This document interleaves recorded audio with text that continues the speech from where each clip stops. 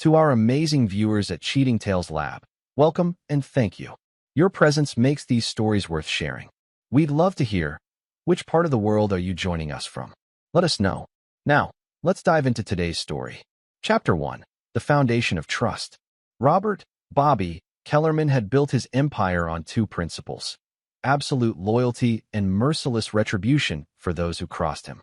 At 45, he owned a chain of high-end security firms across the Pacific Northwest, employing former military and law enforcement personnel who understood the value of discretion and unwavering allegiance. His corner office overlooked the Seattle waterfront, where gray clouds perpetually threatened rain. Bobby's steel-blue eyes reflected the same stormy intensity as he reviewed personnel files, his weathered hands bearing scars from his younger days as a Marine Corps reconnaissance specialist. Those days had taught him that survival meant never showing weakness and never trusting blindly. 20 years ago, he'd met Diane Walsh at a veterans charity gala. She was a trauma nurse with auburn hair and green eyes that seemed to hold genuine compassion. Unlike the women who typically gravitated toward his growing wealth, Diane appeared unimpressed by his material success. She challenged his cynical worldview, suggesting that not everyone harbored ulterior motives. Their courtship was a careful dance. Bobby's father, Frank Kellerman, had warned him about trusting too easily. Frank, a retired police detective, had seen enough human nature to know that people's masks eventually slipped. But Diane's consistency over months, then years, slowly eroded Bobby's defenses. They married in a small ceremony, with Bobby's business partner and childhood friend, Miguel Santos, serving as best man. Connor was born 2 years later, a son who inherited Bobby's sharp intelligence and Diane's warm smile. For the first time in his life, Bobby allowed himself to believe in something beyond his control. Diane seamlessly integrated into his world, hosting dinner parties for his clients and building relationships with the wives of his business associates. She never questioned his long hours or the occasional unexplained injuries he returned home with. Their Bellevue mansion became a sanctuary where Bobby could shed his armor and simply be a husband and father. Connor grew into a bright, athletic teenager who excelled in academics and lacrosse. Bobby saw himself in the boy's competitive spirit but was grateful for Diane's tempering influence, which prevented Connor from developing the same ruthless edge that defined Bobby's business dealings. The family's Friday night tradition involved dinner at Salvatore's, an Italian restaurant where the owner, Vincent Torino, had become a close friend. These evenings represented everything Bobby had fought to build: stability, loyalty, and the illusion of normalcy that money couldn't purchase. Trevor Maddox entered their lives 18 months ago as Connor's new lacrosse coach at Eastside Preparatory Academy. At 38, Trevor possessed the kind of effortless charm that made him instantly likable. His background as a former college athlete turned high school coach suggested dedication to youth development, which initially impressed Bobby. Trevor's integration into their social circle seemed natural. He attended school fundraisers where Diane volunteered, joined parent-coach dinners, and even accepted Bobby's invitation to a Seahawks game. His easy laugh and apparent devotion to his students masked whatever calculating mind operated beneath his friendly exterior. What Bobby didn't initially recognize was Trevor's talent for reading people and identifying their vulnerabilities. Trevor had perfected the art of becoming indispensable, offering emotional support precisely when it was most needed. He positioned himself as the understanding friend who listened without judgment, especially to women feeling neglected by their high-achieving husbands. Diane's involvement with the school's fundraising committee provided Trevor with numerous opportunities for private conversations. Their interactions began innocuously enough: discussions about Connor's potential, strategies for college recruitment, and eventually more personal topics about marriage, dreams, and disappointments. Bobby's security business demanded extensive travel, often leaving Diane alone for days at a time. These absences, once filled with her nursing career and volunteer work, began to feel like voids that Trevor gradually filled with his presence and attention. The transformation was subtle but measurable. Diane started mentioning Trevor more frequently in conversation, quoting his opinions on everything from education reform to relationship dynamics. She began attending every lacrosse practice and game, her enthusiasm seemingly focused on Connor's development but increasingly centered on his coach's approval. Bobby's trained eye for behavioral changes should have detected the shift earlier, but his faith in Diane's loyalty created a blind spot in his otherwise perfect situational awareness. The woman who had earned his trust through years of consistency was slowly becoming someone else entirely, influenced by a man who understood exactly how to exploit her vulnerabilities. Connor, caught between his admiration for his coach and his unconscious awareness of changing family dynamics, began displaying subtle signs of stress.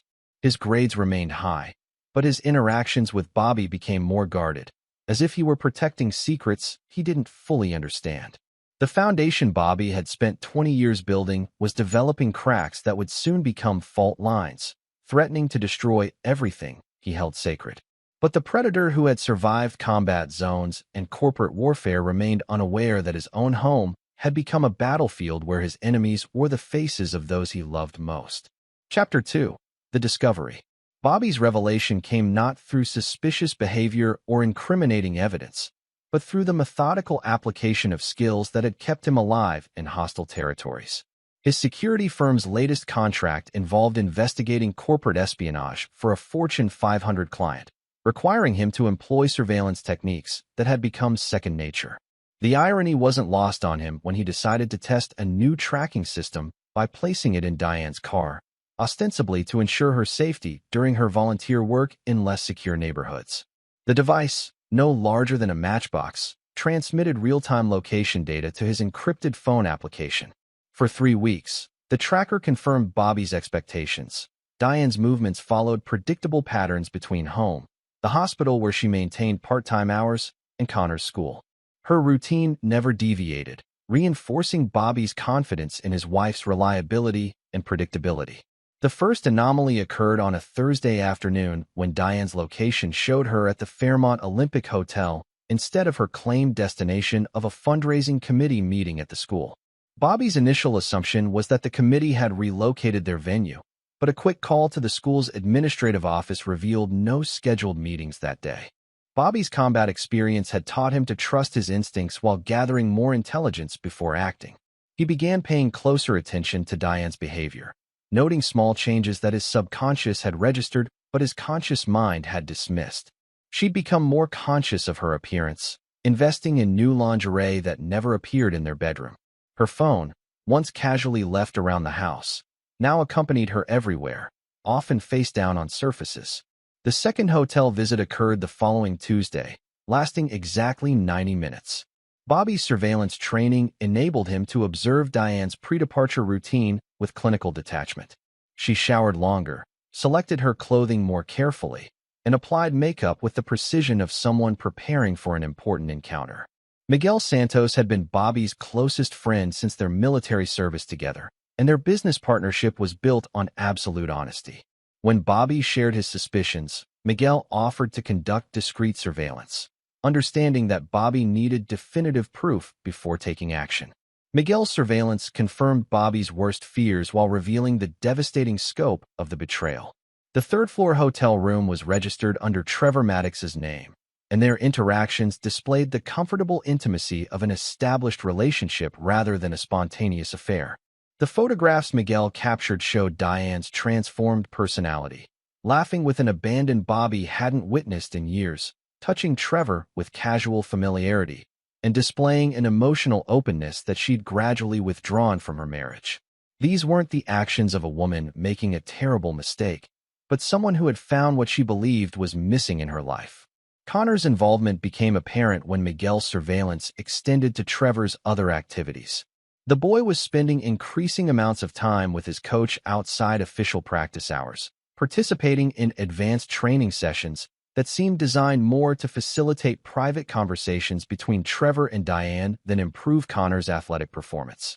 Bobby's most painful discovery came through Connor's unwitting betrayal during what should have been a routine father-son conversation about college planning. Connor mentioned that Coach Maddox had offered to write recommendation letters and had extensive connections with university athletic programs. The boy's enthusiasm for these opportunities revealed that Trevor had positioned himself as Connor's primary mentor and advocate. The psychological manipulation was masterful in its simplicity. Trevor had convinced Diane that Bobby's emotional unavailability was damaging their marriage, while simultaneously persuading Connor that his father's demanding nature was limiting his potential. Both believed they were protecting Bobby from painful truths while secretly planning their future with the man who truly understood their needs. Bobby's military background had exposed him to sophisticated psychological operations, but experiencing such manipulation directed at his family triggered a cold rage that transcended personal hurt. This wasn't just adultery. It was a calculated assault on everything he'd built, orchestrated by someone who had studied his vulnerabilities and exploited them with surgical precision. The final piece of evidence came from Bobby's own security system. His home office contained encrypted files related to his most sensitive business dealings, protected by biometric locks and surveillance cameras. Recent access logs showed that someone with knowledge of his security protocols had attempted to breach his files during his absence. Diane's nursing background had given her familiarity with security systems, and Trevor's questions about Bobby's work had seemed like innocent curiosity from someone impressed by his success. Together, they had been gathering information that could potentially destroy Bobby's business and reputation if shared with competitors or law enforcement. Bobby realized he wasn't just dealing with an unfaithful wife and her lover. He was confronting enemies who had infiltrated his most protected spaces and were systematically dismantling his life from within.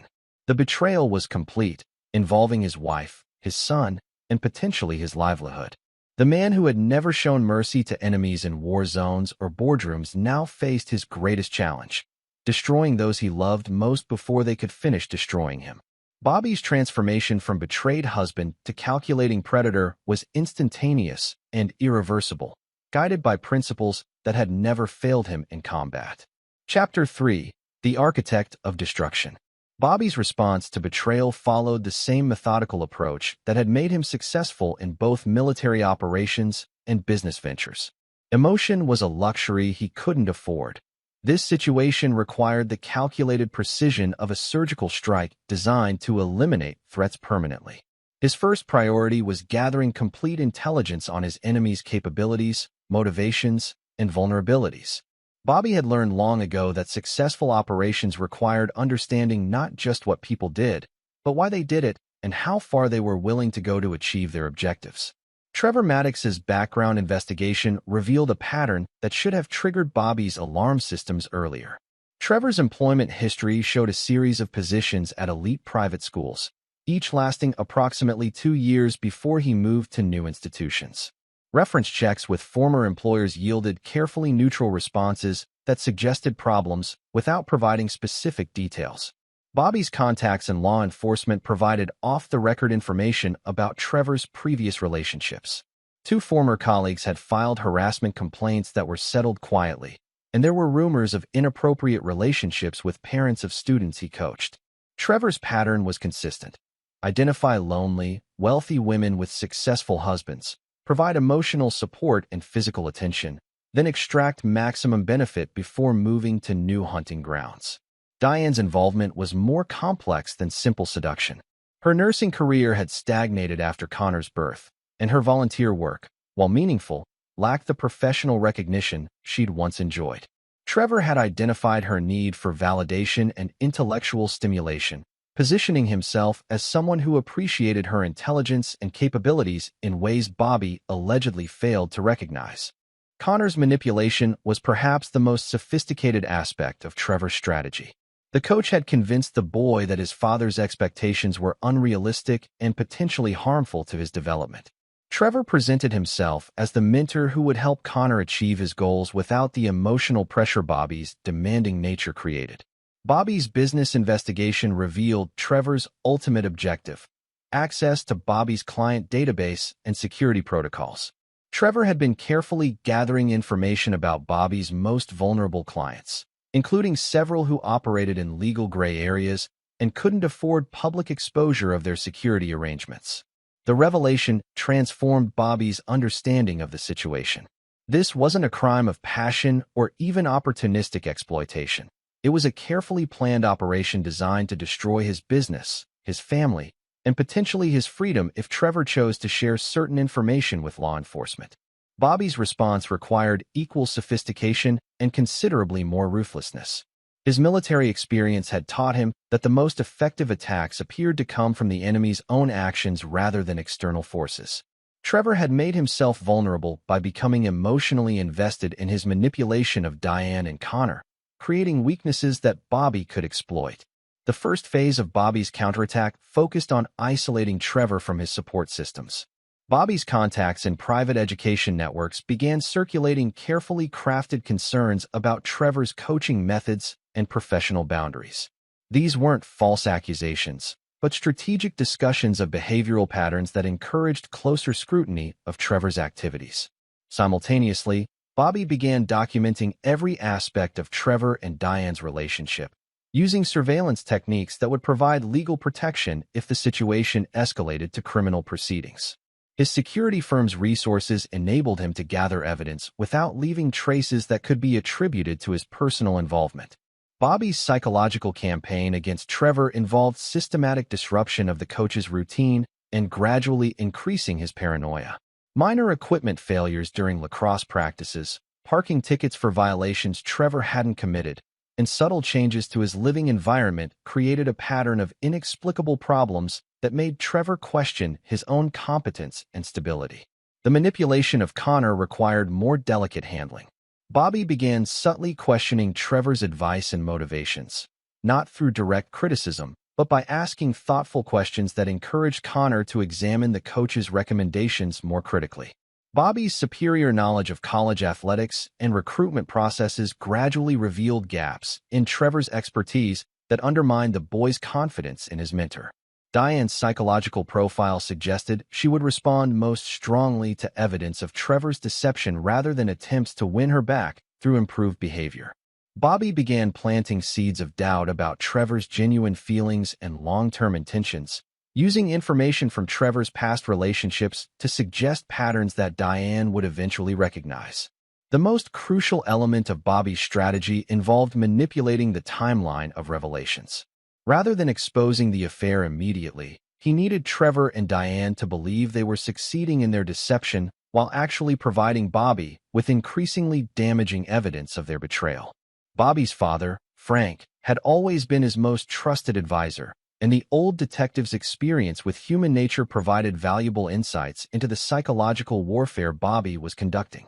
Frank's contacts in law enforcement also proved useful for gathering background information and ensuring that Bobby's eventual response would fall within legal boundaries. The irony of the situation wasn't lost on Bobby. He was using the same skills that had made him successful in protecting others to orchestrate the destruction of those who had betrayed him. The difference was that this time, he felt no obligation to show mercy or consider the collateral damage his actions might cause. Bobby's transformation was complete by the end of the third week. The loving husband and father had been replaced by a predator who understood that survival required eliminating threats permanently and completely. Trevor and Diane had awakened something in Bobby that they were completely unprepared to face. A man with unlimited resources, dangerous skills, and absolutely nothing left to lose. Chapter 4: The Web Titans. Bobby's campaign entered its most delicate phase as he began orchestrating events that would force his enemies to reveal their true intentions while positioning himself for maximum advantage. His strategy required Trevor and Diane to believe they were making progress toward their goals while actually walking deeper into a trap that would destroy them completely. The first major manipulation involved Connor's college recruitment process.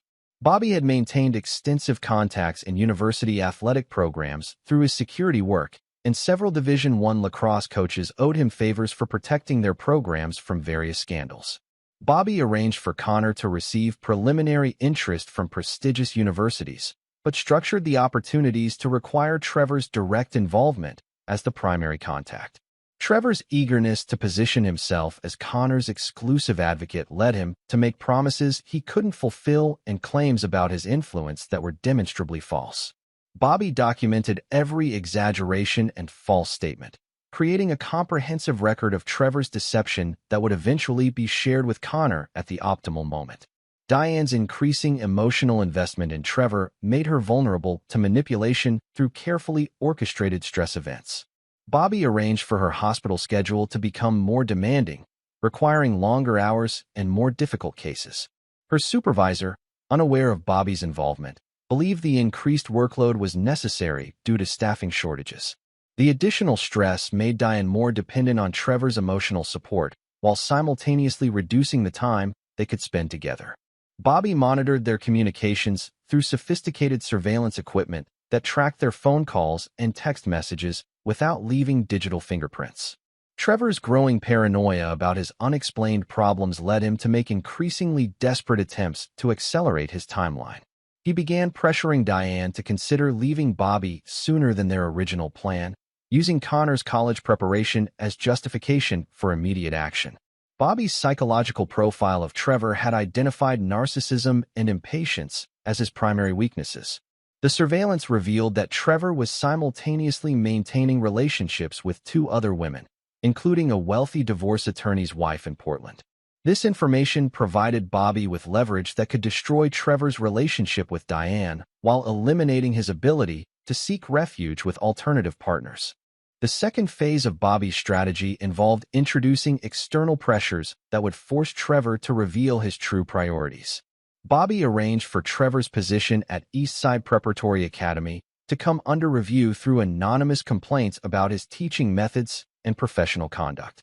The investigation wasn't designed to immediately terminate Trevor's employment, but to create enough uncertainty about his future that he would need to secure financial resources quickly.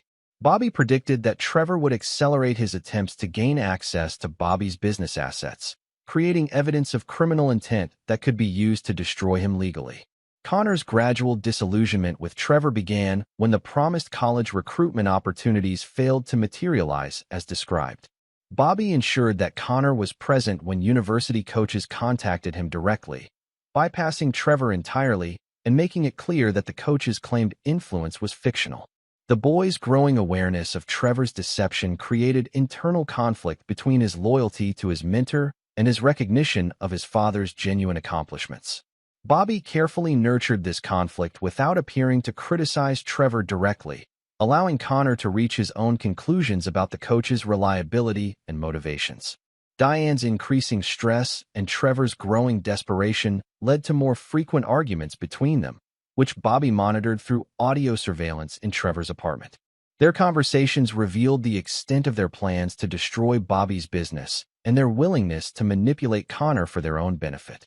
The most damaging revelation came when Trevor suggested that they could use Connor's college applications to force Bobby into a financial settlement that would benefit all of them. Trevor's casual willingness to exploit Connor's future demonstrated that his apparent mentorship was entirely transactional, designed to maximize his own benefit rather than help the boy succeed.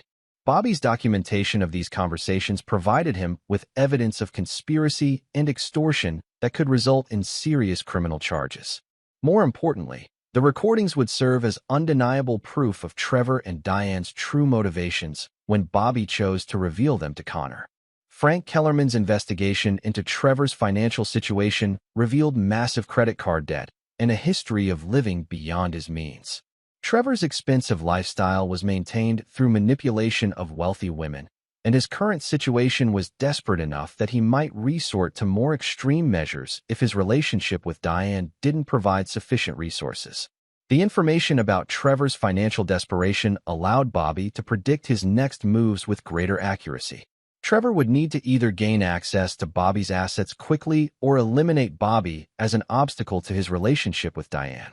Either choice would provide Bobby with justification for the final phase of his plan. Bobby's business partners, particularly Miguel Santos, had been monitoring potential threats to their operations without knowing the personal nature of Bobby's situation. Their security protocols detected unusual interest in their client database and financial records, confirming Bobby's suspicions about Trevor's ultimate objectives. The convergence of all these factors created the perfect storm that Bobby had been orchestrating. Trevor was facing professional destruction, financial ruin, and the loss of his relationship with Diane unless he took desperate action. Diane was emotionally exhausted and increasingly dependent on a man whose promises were proving false. Connor was beginning to question everything he'd been told about his father and his future prospects. Bobby had positioned himself as the only person with the resources and knowledge to resolve everyone's problems, while ensuring that any resolution would require the complete destruction of those who had betrayed him. The trap was set, and his enemies were walking into it with their eyes wide open, believing they were finally taking control of their destiny. Chapter 5. The Pressure Builds. Frank Kellerman's death came with devastating suddenness, a massive heart attack that struck him down in his own driveway while returning from his morning walk. For Bobby, losing his father meant more than personal grief. It meant losing his most trusted advisor and the one person who had understood the true scope of the psychological warfare he was conducting. The funeral arrangements provided Bobby with the perfect opportunity to orchestrate the final confrontation with his enemies. Frank's prominence in the law enforcement community meant the service would be well attended, creating a public venue where Trevor and Diane would be forced to maintain appearances while Bobby executed his endgame. Trevor's desperation had reached critical levels following the failure of his promised college recruitment connections and the ongoing investigation at his school. His financial situation was becoming untenable, and his relationship with Diane was strained by the increasing pressure of maintaining their deception while planning their future together. Diane's emotional state was equally fragile, torn between guilt over her betrayal of Bobby and fear that Trevor's promises might prove as false as Connor's recruitment opportunities had. Her grief over Frank's death was complicated by knowledge that Bobby would need her support during this difficult time, making her feel like a traitor for planning to abandon him. Connor's relationship with Trevor had deteriorated significantly once the boy realized that most of the coach's claims about college opportunities were exaggerated or completely false. The teenager's natural intelligence and his father's subtle guidance had led him to understand that Trevor had been manipulating him to gain access to his family. Bobby's surveillance had captured Trevor and Diane's increasingly desperate conversations about their timeline for leaving. Trevor was pressuring Diane to take action immediately after Frank's funeral, claiming that Bobby's emotional vulnerability would make him less likely to pursue legal action against them. The most damaging conversation occurred 3 days before the funeral, when Trevor suggested that they could claim Bobby had been physically abusive, providing justification for Diane's departure and potentially giving them access to a larger financial settlement. Diane's initial resistance to this suggestion revealed that she retained some loyalty to Bobby, but Trevor's persistence suggested he would eventually convince her to participate in this deception. Bobby's legal team had been preparing for multiple scenarios, including the possibility that Diane and Trevor might attempt to frame him for domestic violence or financial impropriety. His extensive documentation of their affair and Trevor's manipulation would serve as powerful counter-evidence, but Bobby preferred to resolve the situation without involving law enforcement if possible. The funeral preparations provided cover for Bobby to implement the final elements of his plan. His security firm's resources enabled him to control every aspect of the event, from the audiovisual systems that would be used for Frank's memorial presentations to the catering staff who would serve the reception. Miguel Santos had coordinated with Bobby's other business partners to ensure that key witnesses would be present for the confrontation. These individuals had been briefed on the general situation without being given specific details about Bobby's plans, ensuring they could provide credible testimony about subsequent events. Connor's emotional state was Bobby's primary concern as the funeral approached. The boy was grieving his grandfather while simultaneously processing his disillusionment with Trevor and growing awareness of his mother's betrayal. Bobby knew that Connor would be psychologically vulnerable during the funeral, making it crucial to handle the revelation of family secrets with maximum care. Bobby's strategy for the funeral required precise timing and psychological manipulation that would force Trevor and Diane to reveal their true intentions in front of witnesses who could validate Bobby's response. The setting needed to appear natural while actually being completely controlled, ensuring that Bobby maintained the moral high ground throughout the confrontation. The reading of Frank's will provided the perfect opportunity for Bobby's revelations. Frank had been aware of his son's marital problems and had structured his will to include provisions that would expose the true nature of Diane and Trevor's relationship while protecting Connor's interests. Frank's bequest to Connor included a college trust fund that could only be accessed through Bobby's exclusive control, eliminating Trevor's ability to use the boy's education as leverage in any financial negotiations. The will also included specific provisions that would invalidate Diane's inheritance claims if she was found to be involved in adultery or conspiracy against the family. Bobby's modification of his father's final wishes weren't forgeries. They were legitimate additions that Frank had agreed to make after learning about Diane's affair. The old detective's experience with criminal behavior had led him to understand the importance of protecting his family's assets from those who might attempt to exploit Bobby's emotional vulnerability. The funeral day arrived with the weight of accumulated tension that had been building for months. Every participant understood that significant changes were imminent, but only Bobby knew exactly how those changes would unfold.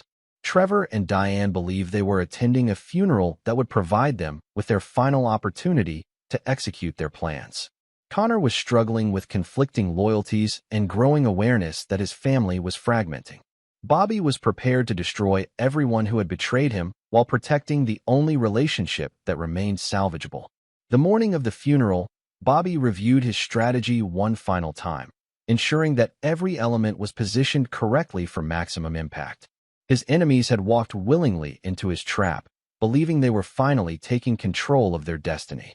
Within hours, they would understand the true cost of betraying a man who had never shown mercy to those who crossed him. Chapter 6. The Point of No Return.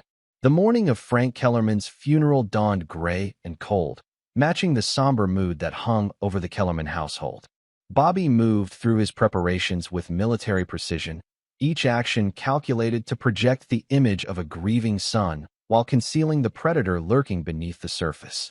Connor had barely spoken to anyone for the past 2 days, his usual confidence replaced by a haunting awareness that his family was disintegrating around him. The boys' attempts to maintain normalcy were heartbreaking to observe, but Bobby knew that temporary pain was necessary to save Connor from the deeper damage that Trevor and Diane's manipulation would ultimately cause. Diane's behavior revealed the internal conflict consuming her. She moved between displays of supportive grief and barely concealed anxiety about the confrontation she knew was coming. Her communications with Trevor had become increasingly frantic as the funeral approached, with the coach pressuring her to use the family's emotional vulnerability to accelerate their timeline. Trevor's desperation had reached dangerous levels. His position at Eastside Preparatory Academy was being terminated due to the ongoing investigation, and his financial situation was approaching complete collapse. The funeral represented his last opportunity to salvage something from his relationship with Diane before being forced to flee to avoid his creditors. Bobby's surveillance had captured Trevor's most revealing conversation with his contact in Portland, a divorce attorney's wife who had been providing him with legal advice about extracting maximum financial benefit from his relationship with Diane. Trevor's casual discussion of false domestic violence allegations and financial manipulation demonstrated his complete willingness to destroy Bobby's reputation and freedom to achieve his goals. The funeral service was held at St. Mark's Cathedral, a venue that Frank had chosen specifically for its capacity to accommodate the hundreds of law enforcement officers, security professionals, and community leaders who would attend.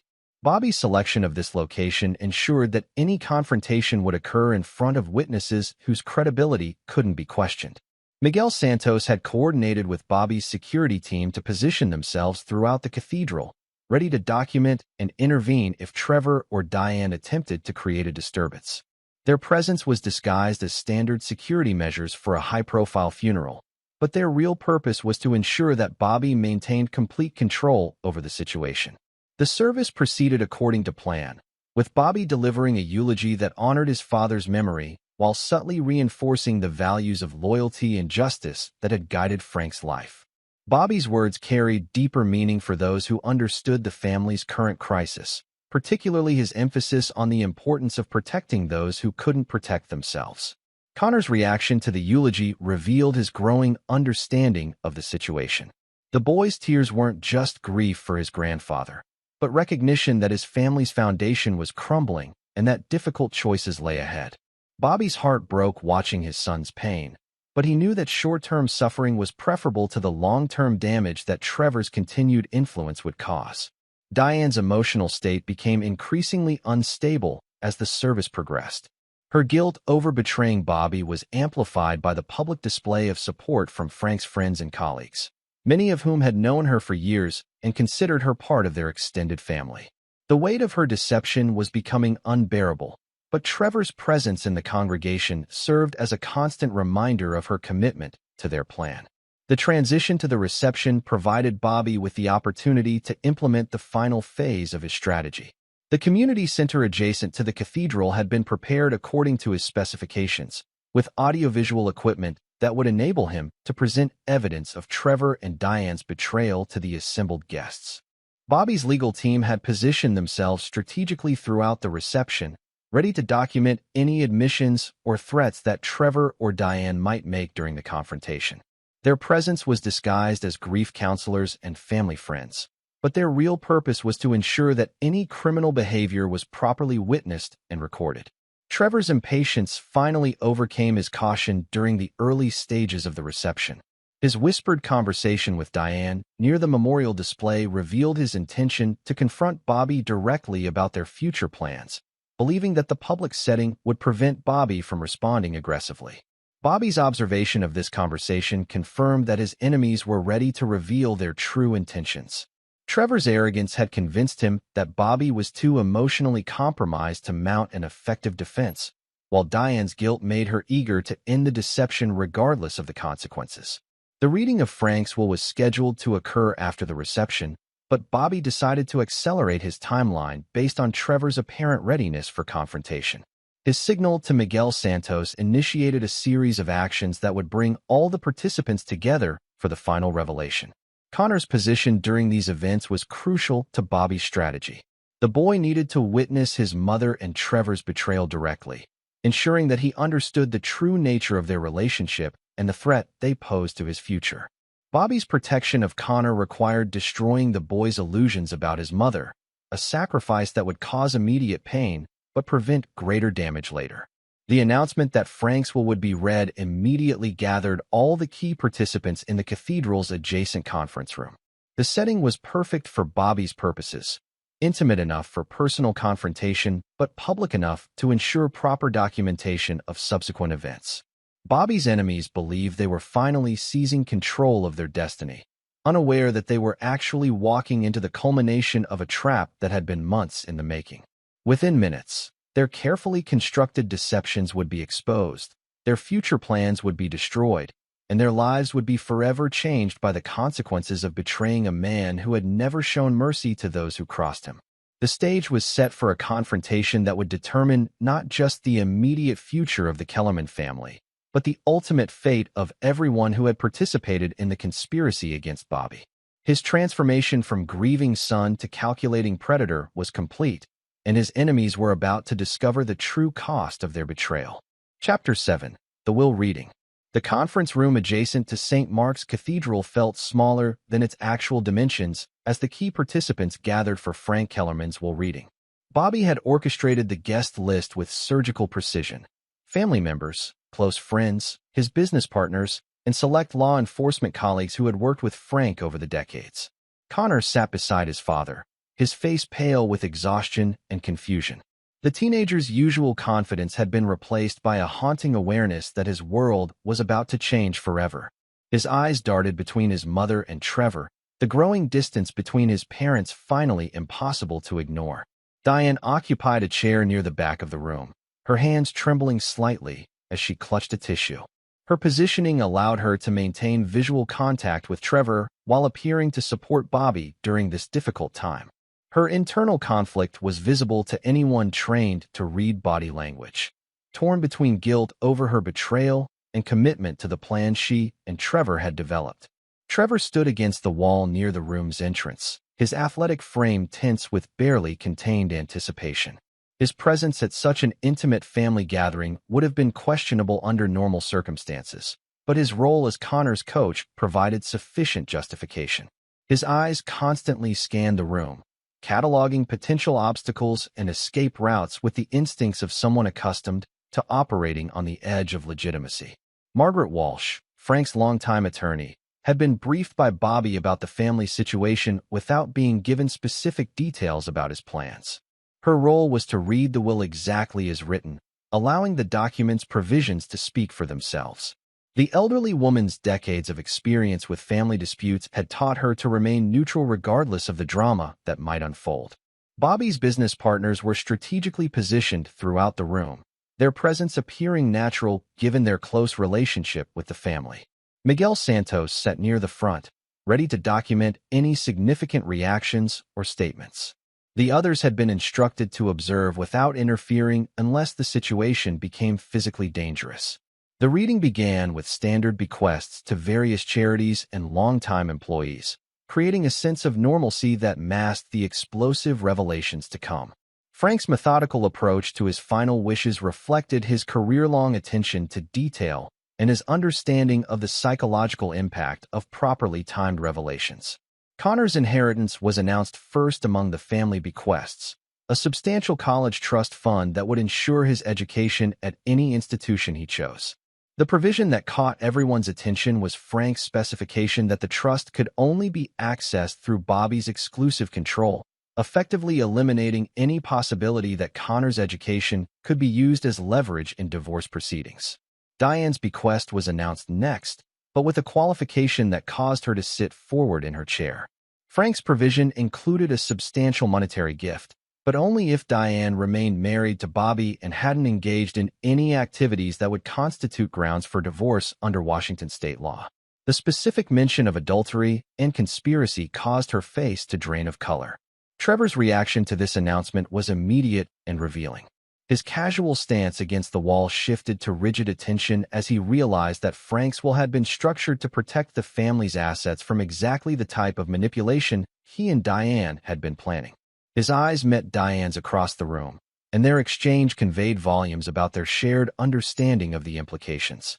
Bobby's inheritance constituted the majority of Frank's estate, including his home, investments, and personal effects.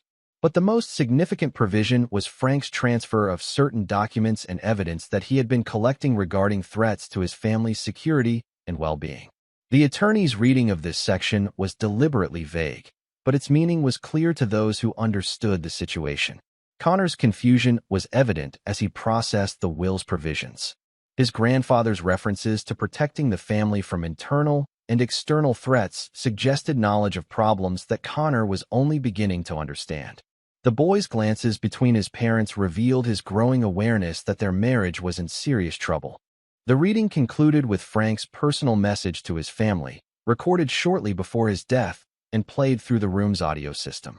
His voice, weakened by age but strong with conviction, delivered a final warning about the importance of loyalty and the consequences faced by those who betrayed family trust. Frank's message included specific references to recent events that had caused him concern, including attempts by unnamed individuals to access sensitive family information and manipulate family relationships for personal gain. His words carried the weight of a lifetime of law enforcement experience and his deep understanding of criminal behavior patterns. The impact of Frank's final message on Diane was devastating. Her composure finally cracked as she realized that Frank had known about her affair and had structured his will specifically to protect Bobby and Connor from her betrayal. Her quiet sobs drew attention from throughout the room, but also confirmed suspicions that several attendees had been harboring. Trevor's reaction was more controlled but equally revealing.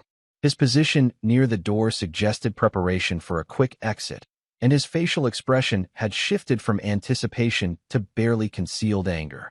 The realization that Frank had outmaneuvered him posthumously was clearly infuriating, but his next actions would determine whether he chose flight or fight. Margaret Walsh concluded the formal reading by announcing that certain sealed documents would be distributed privately to relevant parties, as specified in Frank's instructions. These documents contained the evidence that Frank had been collecting about Trevor and Diane's relationship, providing Bobby with legal protection for whatever actions he chose to take. The silence that followed the reading was heavy with unspoken tensions and barely contained emotions. Every person in the room understood that they had witnessed something more significant than a standard will reading. They had observed the opening moves of a confrontation that would determine the future of the Kellerman family. Bobby's moment had arrived. His enemies had been exposed, their plans had been neutralized, and their escape routes had been eliminated. The trap that he had been constructing for months was finally ready to spring, and the time for mercy or forgiveness had long since passed. Chapter 8. The Confrontation Unleashed. Connor's grip on Bobby's arm was desperate, his young voice cracking with emotion as he spoke words that would haunt the room forever. "Forgive me, Father. Mom made me do it." The teenager's confession shattered the remaining pretense of normalcy, revealing the depth of manipulation that had infected their family. Bobby's response was measured, his voice carrying the controlled intensity of a man who had been expecting this moment for months. "Tell them, Connor. Tell everyone what Trevor asked you to do." The boy's words came in a rush, years of guilt and confusion finally finding release. He described how Trevor had convinced him to copy his father's business files, claiming it was necessary to protect Bobby from unnamed threats. He revealed Trevor's instructions to report on his parents' conversations and routines, always framed as concern for the family's welfare. Diane's attempt to interrupt was immediate and panicked. "Connor, you don't understand." But Bobby's raised hand silenced her with the authority of someone accustomed to command. "Before this charade continues," Diane said, standing abruptly and drawing the attention of everyone in the room. "Everyone needs to learn a secret about my husband." Her voice carried a note of desperation, the final gambit of someone with nothing left to lose. Bobby's smile was cold and predatory as he gestured for her to continue. "Please, Diane, share your secret with our friends." Diane's accusation came in a torrent of half-truths and fabricated grievances. Bobby's alleged emotional abuse, his supposed criminal business activities, his claimed threats against her and Connor. Her words were carefully chosen to suggest domestic violence without making specific accusations that could be easily disproven. The room's atmosphere shifted as attendees processed Diane's allegations, but Bobby's calm demeanor and the presence of so many law enforcement professionals created doubt about her credibility. Several of Frank's former colleagues exchanged glances that suggested they found her accusations inconsistent with their knowledge of Bobby's character. Trevor's intervention was calculated and dramatic. He stepped forward from his position near the door, positioning himself as Diane's protector and validator. "I've witnessed Bobby's abuse firsthand," he declared, his voice carrying the conviction of someone who had rehearsed these lines extensively. Bobby's laughter was genuine and chilling. "Miguel, would you please play our guests the recordings from Trevor's apartment?" The audio equipment that Bobby had installed in the conference room came to life, filling the space with crystal-clear recordings of Trevor and Diane's most damaging conversations. Their discussions of false domestic violence allegations, their plans to manipulate Connor's college prospects, and their casual willingness to destroy Bobby's business were presented in their own voices. The reaction from the assembled witnesses was immediate and decisive. Frank's law enforcement colleagues recognized the recordings as evidence of conspiracy and extortion, while Bobby's business partners understood the threats to their shared operations. Connor's face crumpled as he heard his mother and coach discussing him as a tool for their manipulation. Diane's second attempt to regain control was desperate and ill-conceived. She began making specific accusations about Bobby's business activities, claiming knowledge of illegal operations and dangerous clients. Her words were designed to suggest that Bobby posed a threat to community safety, requiring immediate intervention. Bobby's response was swift and devastating. He activated a second audio system that played recordings of Diane's conversations with Trevor about gathering information on Bobby's clients and business operations. Her voice clearly revealed that her knowledge came from espionage rather than victimization, destroying her credibility completely. Trevor's mask finally slipped as he realized the scope of Bobby's preparation and the futility of their situation. His facade of concern for Connor and Diane disappeared, replaced by the calculating predator who had orchestrated this entire conspiracy. His threats became direct and personal, revealing the violent tendencies that Bobby had been documenting for months. "You think you've won?" Trevor snarled, his athletic frame coiled with barely restrained aggression. "I know things about your business that could destroy you. Information that certain federal agencies would find very interesting." Bobby's response was delivered with the quiet confidence of someone holding superior cards. "You mean the information you try to steal from my encrypted files? The data that I've been feeding you for months, specifically designed to incriminate anyone who attempts to use it." The revelation that Bobby had been controlling the information Trevor thought he was stealing sent shockwaves through the room. Every document, every client list, Every operational detail that Trevor believed gave him leverage over Bobby was actually fabricated evidence that would destroy anyone who attempted to use it against Bobby's business. The chapel doors swinging open at that moment provided perfect dramatic timing for Bobby's final revelation. Two police officers stepped inside, but they weren't responding to an emergency call. They were Frank's former colleagues, invited by Bobby to witness the conclusion of his investigation into threats against his family. Detective Ray Morrison and Sergeant Linda Chun had known Frank Kellerman for decades and had been briefed by Bobby about the evidence he had gathered. Their presence wasn't to arrest anyone immediately, but to provide official documentation of any crimes that might be committed during the confrontation. Trevor's recognition of the officer's true purpose triggered his final desperate gambit. He reached into his jacket, a motion that caused immediate alarm among the law enforcement professionals in the room. His withdrawal of a cell phone rather than a weapon created momentary relief, but his threatened call to federal authorities revealed the depth of his desperation. Bobby's ultimate trap was sprung as Trevor attempted to place his call. The phone number he dialed connected him not to federal authorities, but to Bobby's security firm, where his call was recorded and his threats were documented by professionals who specialized in corporate espionage cases. The realization that even his escape plan had been anticipated and neutralized by Bobby drove Trevor to physical violence. His attack was swift and brutal, the trained athlete using his superior size and strength to try to overwhelm Bobby before the police could intervene. Bobby's response revealed skills that his business associates had suspected but never witnessed. His military training and years of security work had maintained his combat abilities far beyond what his corporate appearance suggested. Trevor's attack was neutralized with efficiency that bordered on casual indifference. Chapter 9: Justice Without Mercy. The aftermath of Trevor's failed assault unfolded with the mechanical precision of a well-orchestrated operation. Detective Morrison and Sergeant Chun secured Trevor while he writhed on the floor, his arm twisted at an unnatural angle from Bobby's defensive response.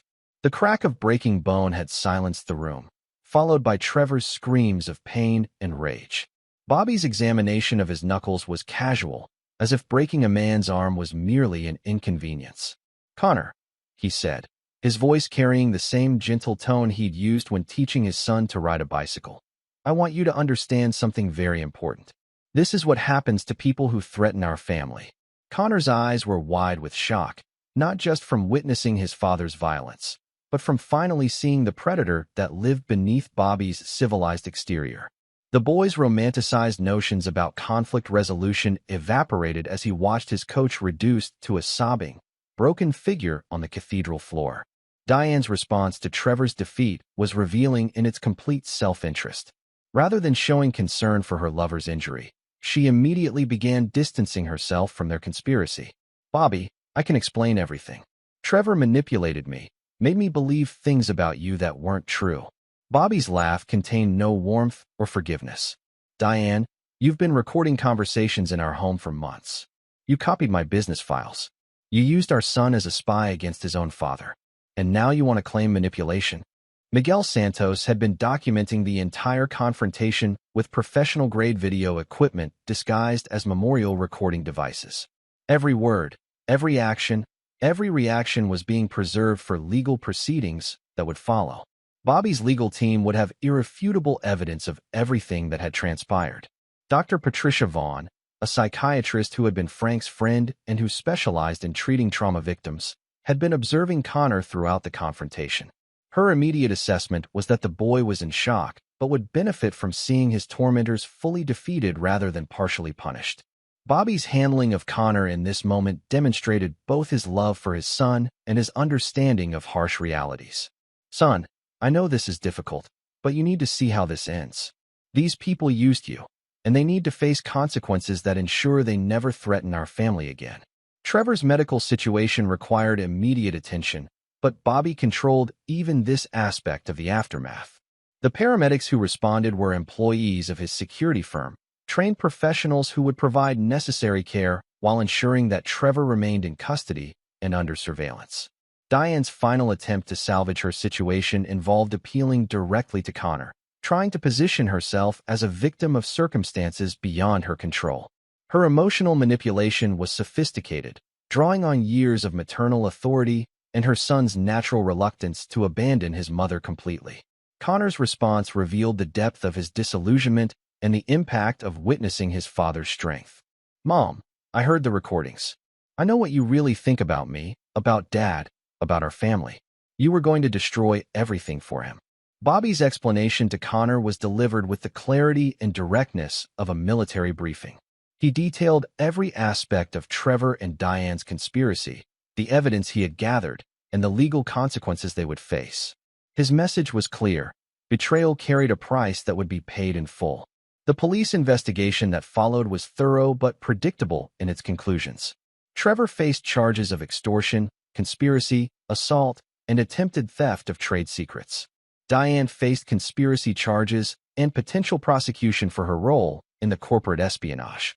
Connor's testimony would be crucial in establishing the pattern of manipulation that had endangered the family.